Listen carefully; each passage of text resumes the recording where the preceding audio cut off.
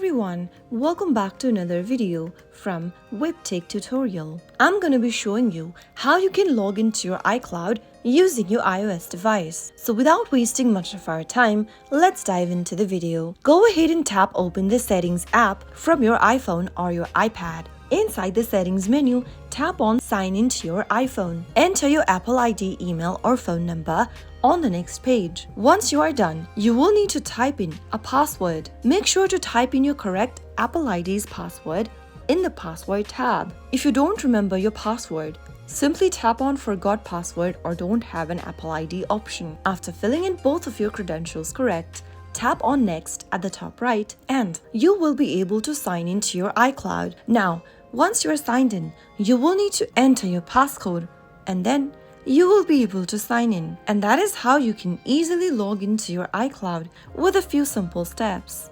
If you found the video to be helpful, go ahead and give us a thumbs up. Don't forget to subscribe to the channel by hitting the subscribe button. Also press on the bell icon so that you'll never miss another upcoming upload from us. I will see you again in the next episode. Thank you for watching.